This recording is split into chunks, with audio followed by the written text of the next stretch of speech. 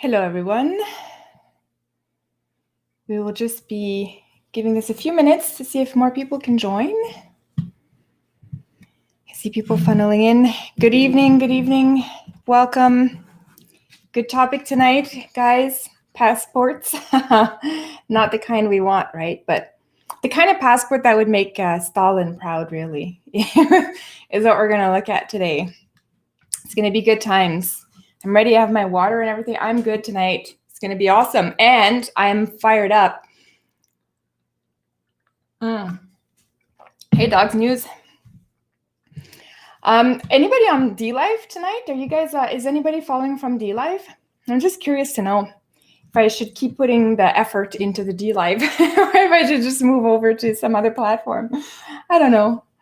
Maybe I'll stay in DLive for a little bit longer. But yeah, I have a whole presentation tonight about the COVID vaccine passport that is, I don't know if it's been like this for you guys, but I've been hearing a ton about it in the last maybe 3 days. It's really ramped up, maybe because New York is doing it. Israel's been doing it for a while, but yeah, it's going to be pretty intense if that stuff goes live, right? Hey, Spike. Hey, Patton.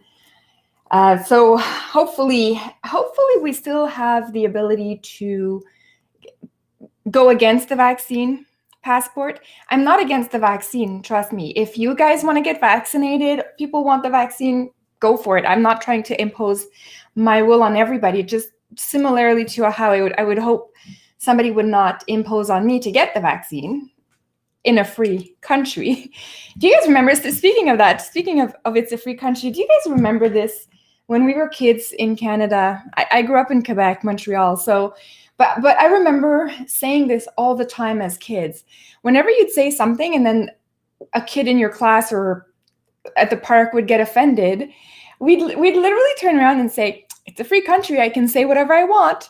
And I'm thinking, what the heck happened to that free country, right? Like what happened?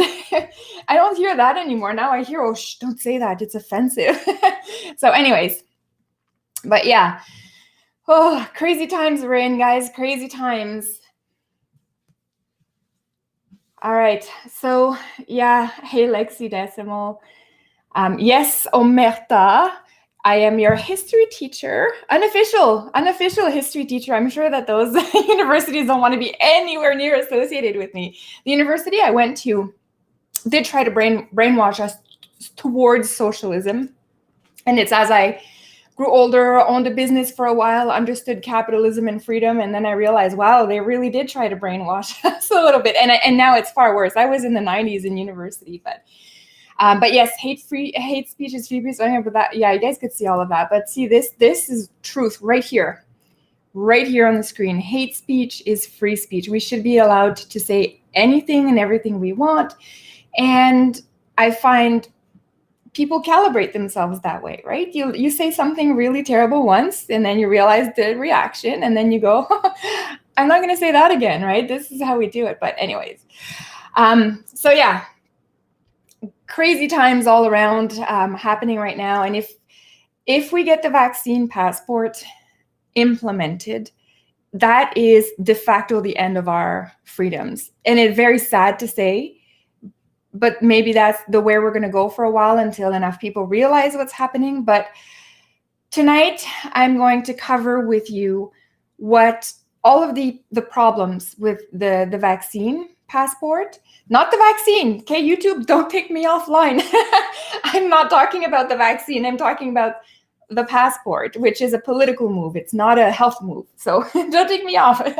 But yes, Stalin would be so proud to see this passport roll out. He would be like, oh my God, like I'm sure that his spirit is somewhere and just enjoying this, just going like, darn it, I was just like 75 years too early. If I could have only been here in 2021, I could have done so much control over my population with this technology. Like he would like be salivating at the mouth going, oh my gosh, like Hitler would do the same. Like all these guys, all these like Pol Pot and anyways, all these past dictators who must be super envious of today's world. But anyways, so today's show is dedicated to that vaccine passport. how dangerous it is. And I'm going to use some historical examples to show you that this has some elements are similar to what's been done before and what the populations from the past, our ancestors, had to deal with when these kinds of things rolled out. So it's not going to be really uplifting. I guess none of my stuff is uplifting. Spike, I'm not doing that on here. Is that code for something? Oh my gosh. But anyways, okay. Hello to everybody in the chat. Thank you so much for joining. I really appreciate when you guys are here. I love it when you guys comment. Keep the comments coming. Even if you're like, if you typically wouldn't comment, if you just want to throw a hello in there. I'm often in people's other YouTubers chats, and sometimes I just don't know what to say, so I just kind of throw a good evening. But anyways, but I know that as YouTubers, we really love that when you guys do that. So anyways, just throw a quick hello in there. And just to let us know you're there. I see there are a few people on DLive, so that's cool.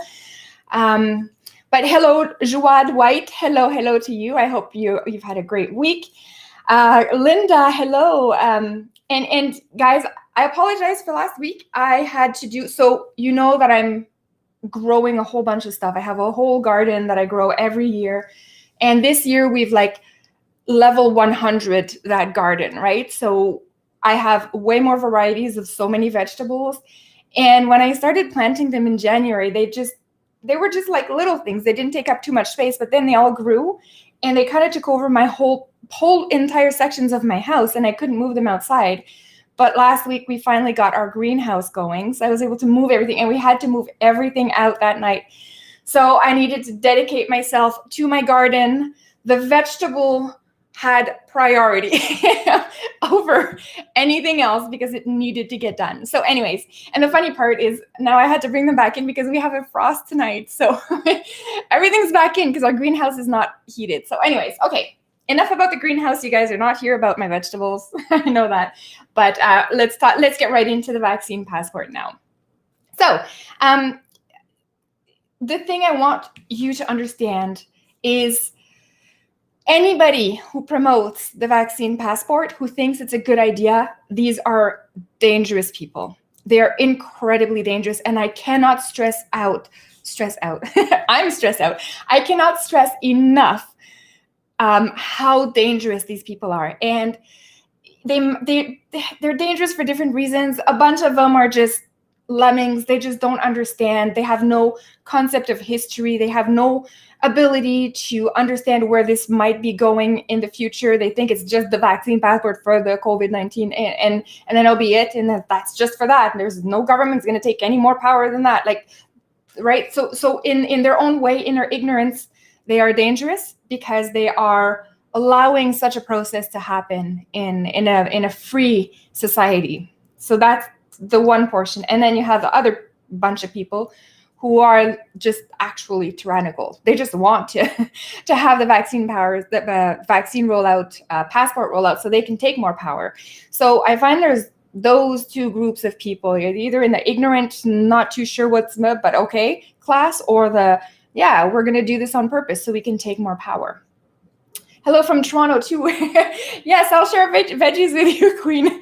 Totally. I have way too many veggies this year, so I am sharing them with my neighborhood, just so you know. Anyways, okay, I keep getting sidetracked by the comments. I love the comments. This is why I've grown to love the live stream over the videos that I did before. If you guys have been following me for a few years, you know that I used to just do the 15, 20-minute videos. And now I find the live stream is so much more interactive, and I love to see what you guys have to say. So it's kind of cool. Anyways, okay. So let's look at the ramifications of introducing a health passport, vaccine passport, whatever you want to talk about it. So historically speaking, the most obvious example is, of course, the Nazis. If you followed the entire series I did on the Nazis, where I showed how week by week, year by year, from the Nazis, when the Nazis took power, all the way to the end of the Nazi era, the Jews and other citizens lost a lot of rights. So it started a little bit at first, and then it really escalated towards the end. all the way to the concentration camps where they just not only lost their lives, but their rights, but they lost their lives en masse.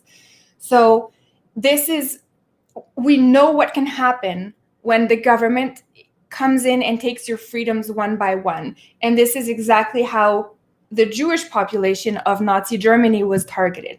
So they actually ended up with a passport. It was not a vaccine passport or a health passport. It was an actual passport, and they had to show it. So what happens with a passport when it's used domestically, which is what the Nazis did, and is what the health passport now 2021 will do, is it's no longer about international borders. It becomes about checkpoints. What happens is a society will establish checkpoints for that vaccine passport, for the Jewish passport. So the Jews had to have the big J stamped right in the middle of their passport. They had to add the name Sarah if they were a girl, and oh my gosh, now it's escaping me, the name if it was a guy, so that everybody that would open up the passport could easily spot who the Jewish people were, who the non-Jewish were. So once you have a domestic passport, which is not intended for international travel, when you hear like Madison Square Garden in New York, they're like, you're going to need a health passport to get in there. Same thing if you want to attend weddings, things like that. This is what New York State is starting to say. Once you hear that, it's no longer about traveling and all that. It's about checkpoints. And checkpoints mean the control of you, the control of your ability to move, of what you can do. So it's essentially a new form of control that is being imposed on you. So that's the really important thing to understand about that. The checkpoints will be coming. It's going to be checkpoints when you go into a restaurant, for example. Are you vaccinated? Can you prove it? So that's the kind of thing we're going to see. And it could be for entire areas. So if you think about the Madison Square Garden, if you want to go in there and they mandate you to be vaccinated and prove it, how is that different than saying the Jews of 1938 cannot go into parks? To me, it's basically saying vaccinated people, you're welcome to come in. Non-vaccinated, you can't come in. It's the exact same thing of when the Jews were told you cannot go into a park, 1938. Same thing. So very scary times when you think about that, the domestic checkpoints that we're about to hit. So if we consider the short-term ramifications of this is just what's going to happen, the immediate aftermath. Just think about this, the immediate aftermath. It's going to create the two classes of citizens. If you follow what's going down in Israel right now, and trust me, I don't like criticizing Israel because I actually, until now, really love the state of Israel. And just for saying that, guys, I will actually lose 100 subscribers overnight. You can't like Israel, okay? We're all supposed to hate it. I don't know why. But anyways, until now, I actually did like Israel.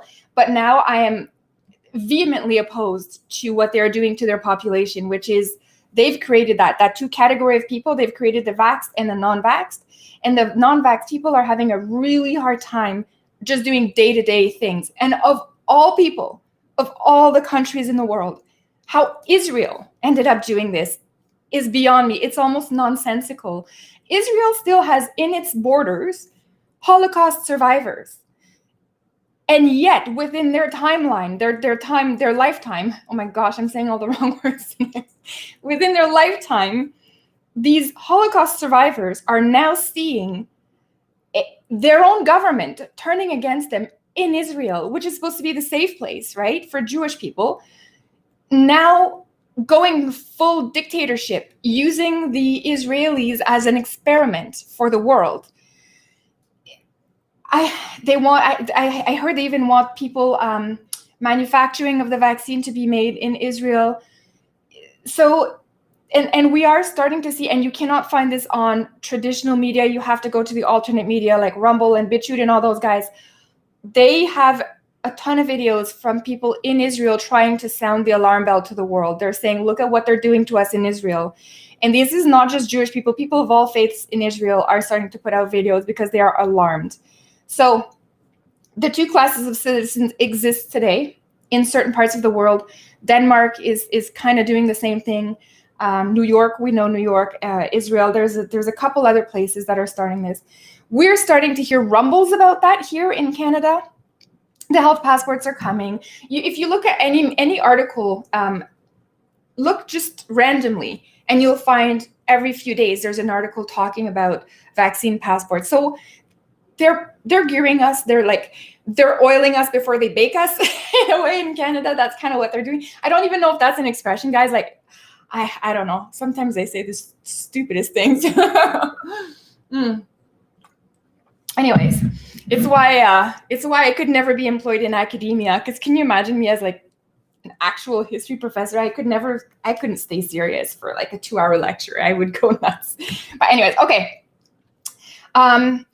So, okay, DMAC, I know. A lot of people say it's an apartheid state. It wasn't until now, Israel. I mean, I'm just looking at the comments here. But it wasn't until now. That's a myth. It's a myth that's been propagated about Israel in order to defame it. I don't want to get into the whole thing Israel today, okay? Okay, guys, I'm already losing 100 subscribers overnight. I don't want to necessarily go into it. And I want to say that I fully respect anybody's opinion that is different from mine. I'm not saying that that we all have to agree. I'm more than accepting of different points of view. And I do know a lot of people do believe that it's an apartheid state. So that's okay. You're more than welcome to come on here. I won't attack you for different points of view. And you're more than welcome to post it in the comments. I will never delete comments. So thanks, Eric. I saw your comment there. Thank you. Okay. So yeah, Israel is kind of like the petri dish of all of this. So, okay. So we have the two people. So essentially when you're looking at the two categories of people, let's come back to Canada for now. Okay, people, enough with Israel. The vaxxed people, which would be the compliant group. You can look at it that way, the compliant group. And then you would have the non-vaxxed, which would be viewed as non-compliant. And that's the wedge they're putting in to make sure that we're going to fight forever, right? So, on one hand, the government is saying, we need to fight hate, no online hate, no discrimination. You must accept everybody from transgenders to whatever, like everything. You must accept everything. You must be tolerant. Everything is okay. It's all good. But yet now they're introducing state-sponsored discrimination, because when you have these two categories of people and you have the non-vaxxed who resist, that's going to be the divider here, where the state is going to give all sorts of power to private entities and other citizens to go ahead and fully discriminate. I made a ton of videos about this, guys. It's not the first time I'm referring to this, so if I sound like you've heard this before, it's probably because you've seen a video I've done about this. I've done one called like the vaccine mobs coming for you, where it's the kind of similar kind of thing. I made videos last year when this whole thing started, warning about the government overreach into this and the government using this whole thing as an opportunity to increase their power. They're now working with private businesses to do this, so it's kind of really scary how it's escalating kind of fast. But so with this whole state-sponsored discrimination, there's going to be a couple different verses, right? So there's going to be people versus people. There's going to be private business versus people, and then there's going to be government versus people. So you're going to have all those categories all mixed in together, and it's so you can see how in that scenario the non-vaxxed people are ganged up on in a way.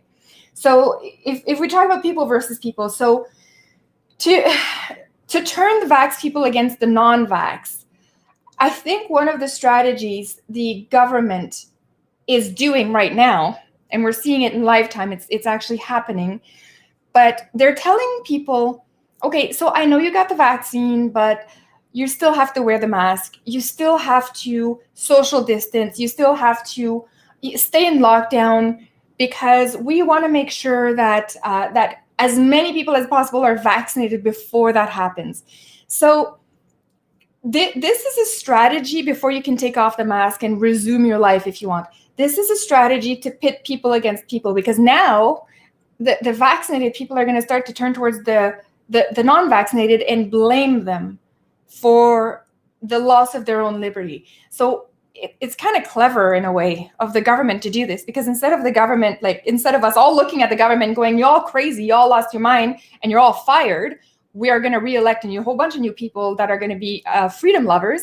Instead of doing that, now we're fighting against each other. So you have vax and non-vax fighting, and the vax people will have the full license to blame the non-vax. Like, they'll be supported, they'll be sponsored by the government, right? It's going to be sponsored bullying.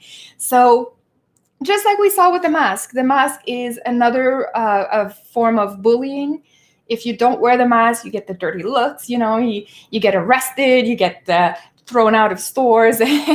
It's absolutely insane that this is where we're at. But if we don't think this is going to happen with a vaccine passport as well, the same way they did the mask, we're in for a rude awakening. So the whole vax people thing too is going to lead to the snitch lines. We already saw the snitch lines for people breaking curfew. So Montreal and a couple of other places in Ontario where we've seen people actually snitch on their neighbors for having people over. And this, not just in Ontario, I know this has happened to a lot of places in the world in the last few months, but when there was a lockdown and now we have neighbors calling the police on other neighbors because they had 3 people in their house.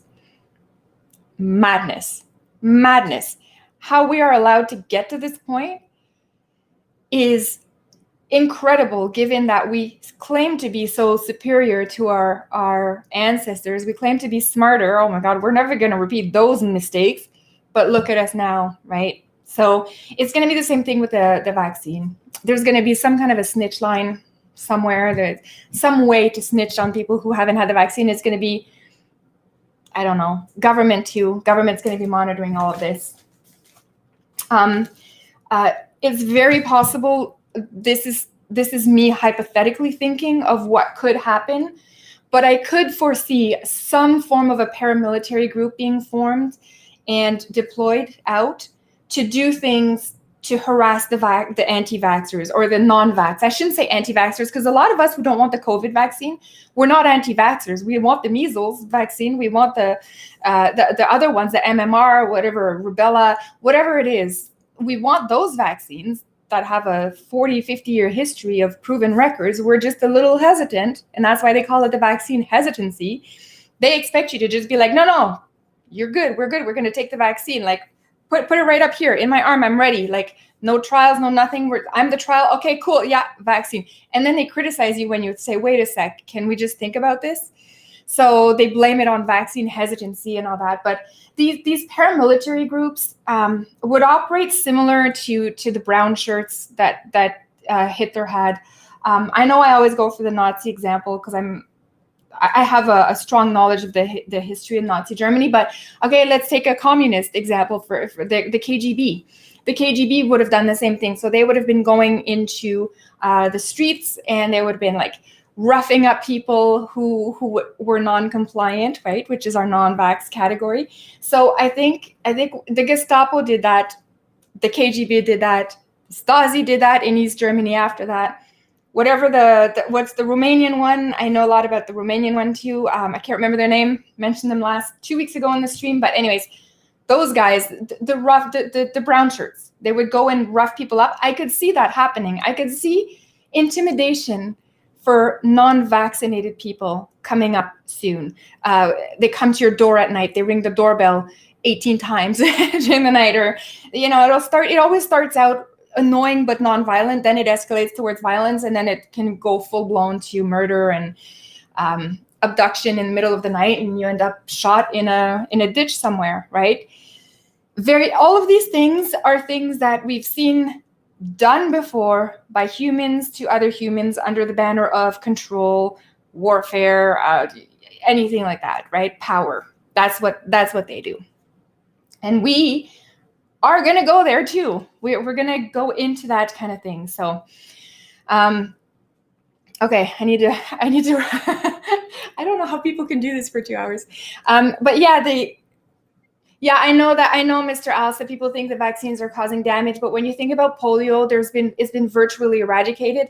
I'm also, like, I love science and I love medicine. So for me, it's really hard. I know there are problems with some of the vaccines, but when you look at it from a medical evolutionary perspective, the fact that we've been able to eradicate diseases that were so prevalent before is kind of not a miracle, but it's a substantial medical achievement, and not to be undermined, not to be negated simply because some other vaccines may have issues, right? So just polio is one of the examples, right? So anyways.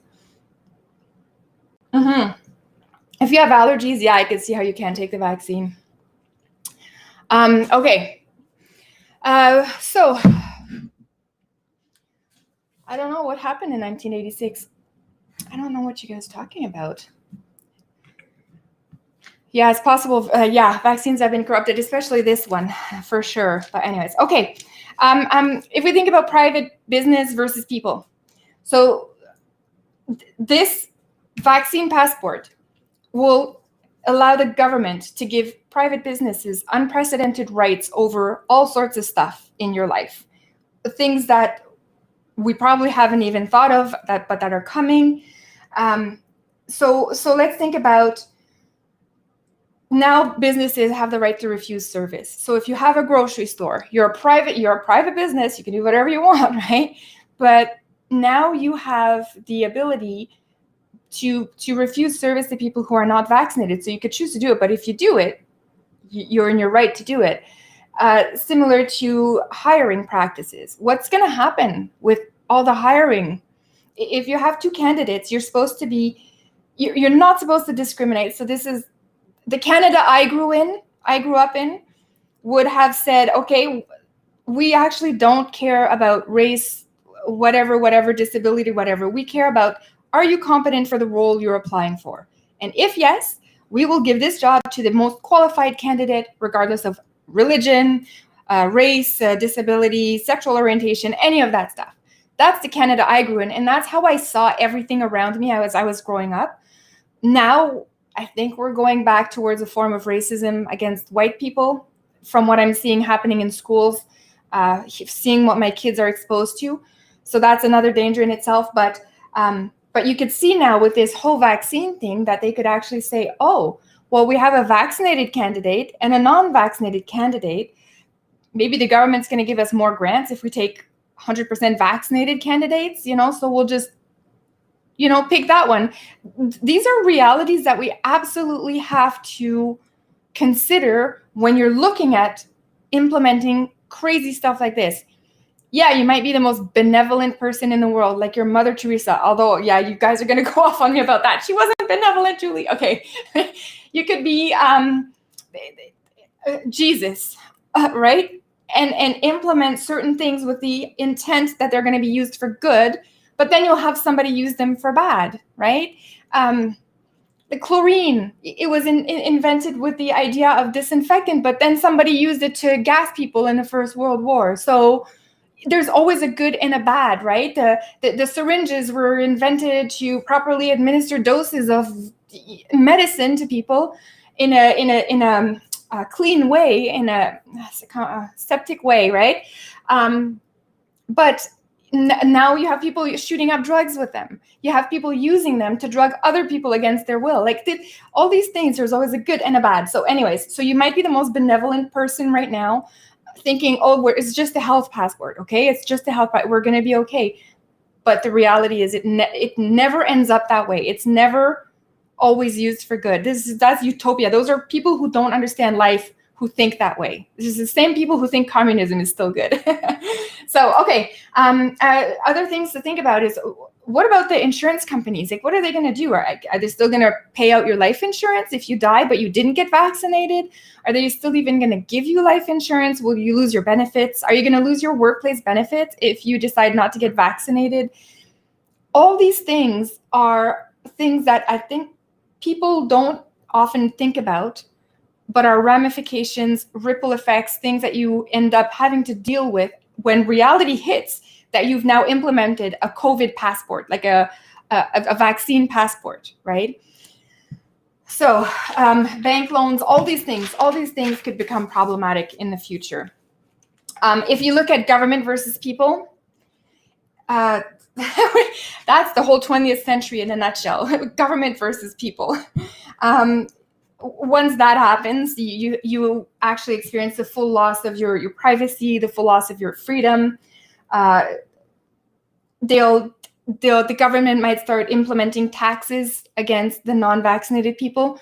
And when we were reading, I think it was 3 weeks ago when we were going through the book, if you were on the live stream 2 or 3 weeks ago, we talked about how Victor, who's that professor that we've been learning about, he's saying that the Jews are now getting increased taxes upon them. And it starts with, okay, it's only a tax if you're trying to leave Germany. Oh, then it's a 25% tax, and then it becomes a 50% tax a few years later. And then ultimately, when they realize the Jews aren't working anymore because they've been evicted out of everywhere, they're not earning money, so we can't tax them anymore, then they just introduced slave labor. So they did slave labor in the camps, but also slave labor in the streets of Berlin, Dresden, anywhere. Name a city, Stuttgart, whatever, name a German city, Brandenburg. I could keep going. This is fun. Name that German city. Put them in the chat, guys. But yeah, if you do that, when you don't have any more means to collect taxes, what you do is you just put people to work on slave labor. So they basically rounded up the Jews and said, okay, you guys, you're not in the concentration camp yet, but you're all going to go and sweep the streets, shovel the snow. Next week, when we do 1943, we're going to find out what Victor does during the summer months. I'll tell you all about it. It's a whole different thing, but we already know he's been shoveling the snow. So you have 60-year-old Jewish doctors, 60-year-old Jewish doctors shoveling snow in the streets of Berlin because they actually aren't able to work and can't pay taxes anymore. So that's what happens. So they might do that. I could fully see the government implementing a non-vaccination tax levy against people who don't get the vaccine, because now you're considered to be by the government some kind of a danger.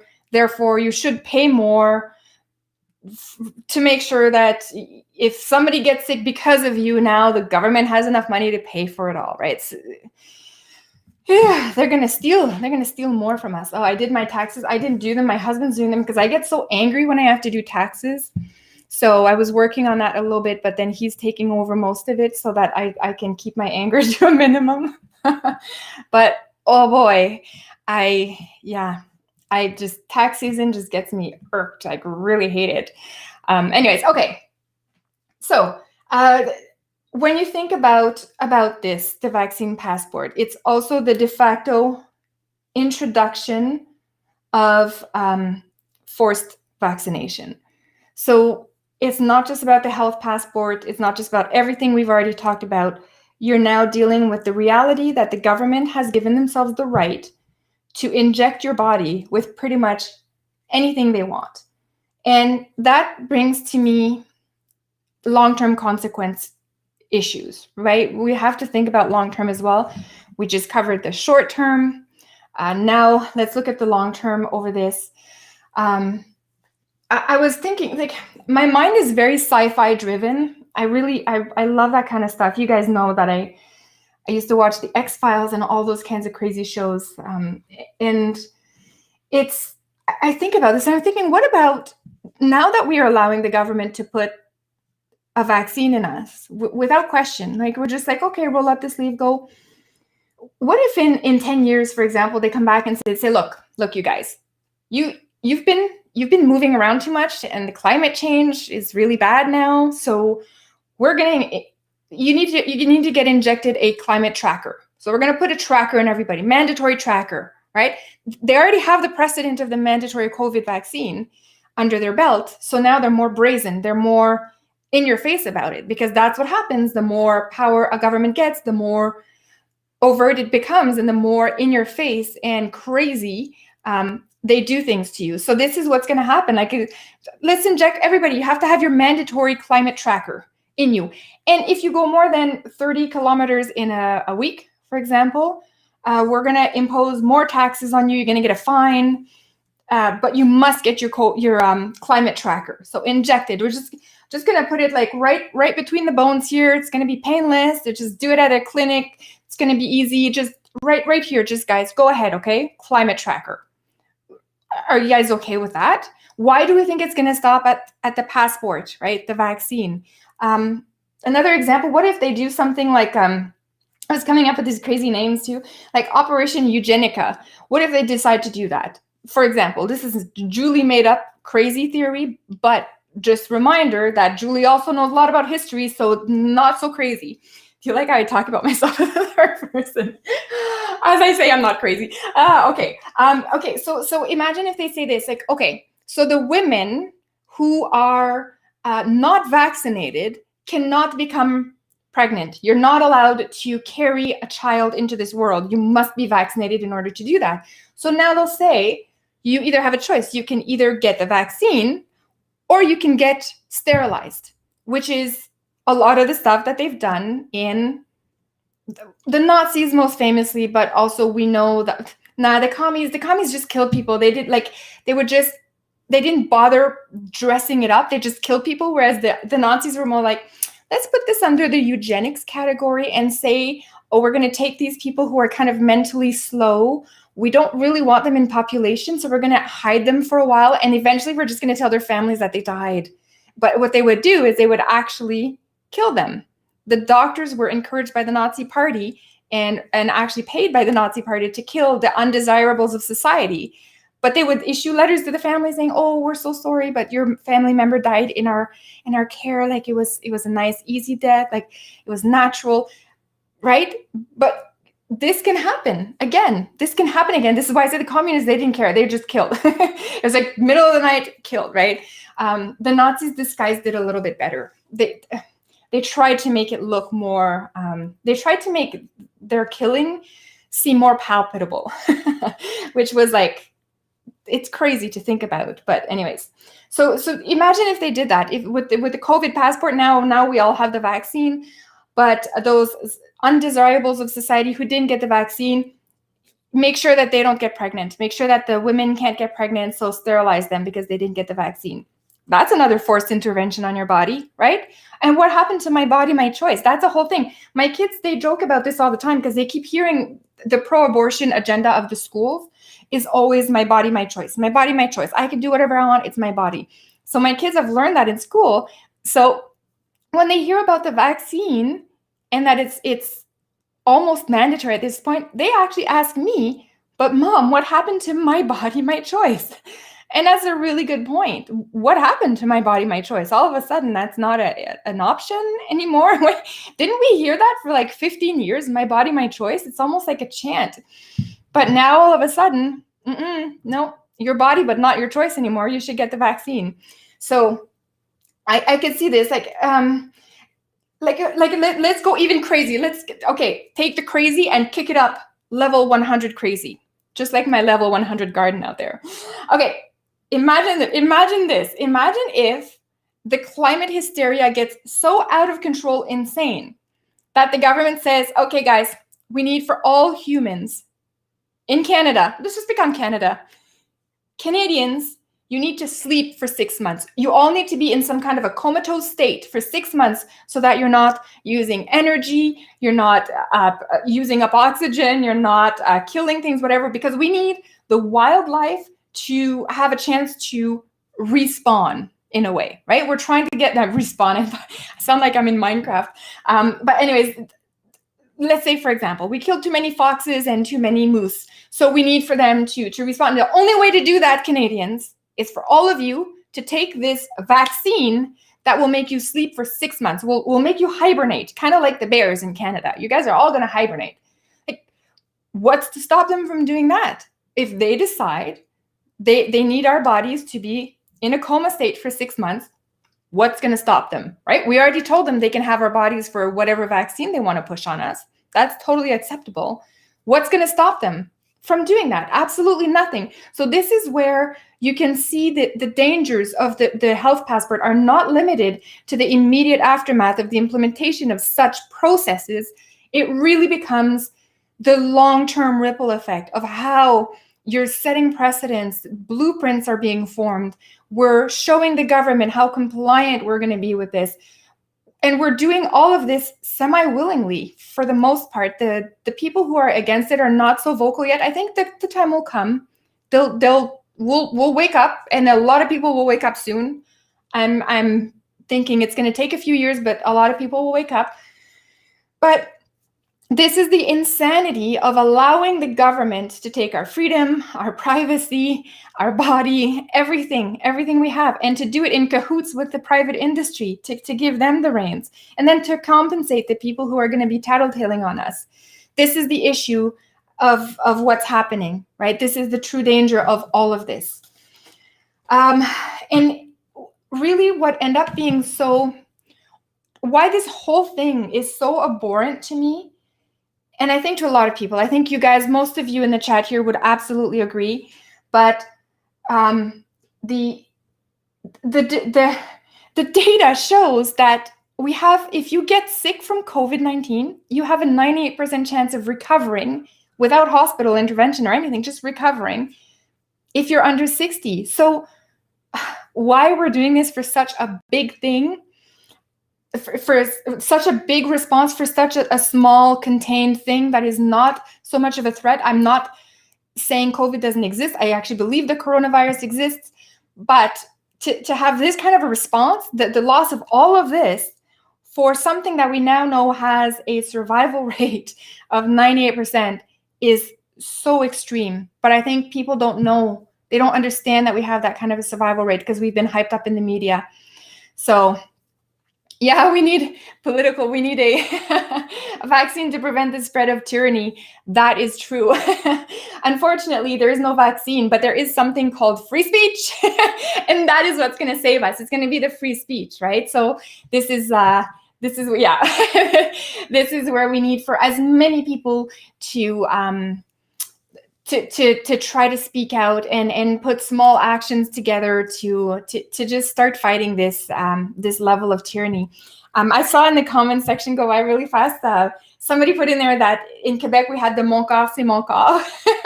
Maybe that's why I remember that. My kids say my body, my choice, but I remember the Mon corps, c'est mon corps song. That was super. I'm not going to sing it on here because it's already my voice is already annoying in a normal state, but in a singing voice, it's going to be even worse. You guys are all going to unsubscribe immediately.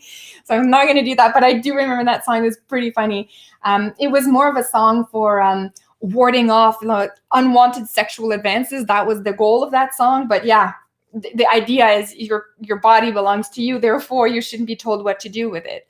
So who knew that 1993, you're taught Mon corps, c'est mon corps, my body is my body, in a educational way to try to fight off unwanted advances from boys or girls or whatever. But in 2021, you have to say Mon corps, c'est mon corps to fight off the government. Like, insanity. If you told that to somebody in 1993, they never would have believed. Never would have believed Canada as anything like it is today. I'm sure most of you who are here in Canada have no recognition of this. Like, this is not the Canada that I knew. In the last 10 years, this country has gone to shit, to crap. And so anyways, okay. Oh, David, I see you in the chat there. Hey, David. So yeah, okay. Oh yeah, is there Ebola now in Kentucky? Who is Sticks Hex and the Hammer? He's always been warning about the Ebola spread, and that one is the virus is so aggressive. It really doesn't take long to go through your body. Okay, so now just to give you a reference point, this is important. We have to compare it to pandemics that happened before. I'll pick on the biggest one. I'll pick the crazy, the crazy one, the Black Plague, the bubonic plague. That one was in 1346, so Middle Ages Europe. It came from somewhere in Asia, Central Asia. We're not exactly sure where it came, but it came on boats with rats. And the population of Europe, so between 30% to 60% of them died, and they died in a span of 7 years. So that is a serious pandemic. That was unprecedented, and it still is to this day. So even in those scenarios, I could maybe understand the lockdown. Like if 30% of Canada had died or will die in the next few years because of COVID, maybe I could see it. But so far, our data shows us that people are not dying from COVID unless you're more than 60 comorbidities. That's the reality. So when you put the COVID-19 pandemic in perspective with the Black Plague pandemic, it's not even comparable. It's light years apart. There is no similarity at all in terms of death. And there is real concern that the actual 2020 numbers for COVID-19 were inflated. We all know that lots of hospitals were caught plagiarizing some deaths or untruthfully allocating COVID-19 to patients that didn't have it, or watching a patient die after like a 2-year battle with cancer. They were already terminally ill and they died and they happened to test positive for COVID. And then all of a sudden it's not a cancer death, it's a COVID death. The hospitals were caught because the government meddled into all of this and said to hospitals, if you have a lot of cases, we're going to give you extra funding. So hospitals are like, yeah, extra money, let's do it. So it's kind of like, this is again another way that the government, even if benevolent, even if truly wanting to do this in a nice way, assume. I don't think any government's benevolent. I despise all government everywhere. So, but if you were to do that, look at how the reaction was. The reaction is, let's take the money, dude. Let's freaking falsify that COVID stuff. A motorcycle accident, put COVID on it. We'll just get a couple more. We'll get $3,000 more. Just do it. That's the reality. This is what we're dealing with. So how can you trust anything of the actual death numbers that we even do have now? The death numbers who are already low are already, those to get that level of low numbers of death from COVID, they had to falsify. They had to falsify a whole bunch of stuff. So to have a health passport is such a detriment to everything, every freedom lover. If you stand for liberty and personal freedom, and for what Canada was in the 90s, this whole health passport, vaccine passport thing should be just absolutely abhorrent to you, and you should be appalled. I think you guys are. I have a sense that a lot of people in this chat here, you know how bad this is, like how tragic this can become.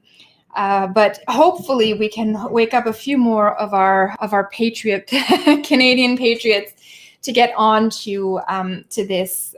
So anyways, in the meantime, I'm just going to keep tending to my garden. Not sure what you guys have planned for the summer. There could be another lockdown. So I hope you guys are in a good space if that's happening. Oh, actually, before I go, I was going to go, but I wanted to show you something. As we talk about tyrannical everything today, I'm just going to show you something here. This is an article that came out yesterday. Ontario considering additional restriction as COVID-19 cases continue to rise. But let me show you this part. This is a direct quote from Doug Ford. I won't hesitate to lock things down. Excuse me, Doug Ford. Who made you dictator? Like, what? How is this Canada 2021? What? I won't hesitate to lock things down. That's a Stalin move. First of all, that's a threat, right? That's a threat. That what he's saying there is, if you guys don't listen and bypass Easter, like I told you, be good citizens of Ontario, bypass Easter. This is what he's saying here. Where did he say? They could surge. He warned people against making plans for Easter weekend. So, hey guys, if you get together and have Easter as a family, I won't hesitate to lock things down. Dictator language right here. Language of a tyrant. And this is absolutely insane. And think about this. They're doing this again because, so-called hospitals in Ontario, they say that they're facing a capacity crunch. Dudes, you've had a freaking year. You've had a year. How is it that you did not build 1 or 2 or even 3 extra COVID hospitals in Canada to handle this now? How is it that hasn't been done? How is it that we're a whole year into this pandemic, a whole year of data, a whole year to understand Only the elderly are dying. Only the, and I'm not saying that lightly. I don't mean I want the elderly to die, but I'm saying it is not affecting the younger people. Let's protect the elderly properly. You should have built hospitals by now. You have a year of data showing it's not the under 60 of society that will be affected by this.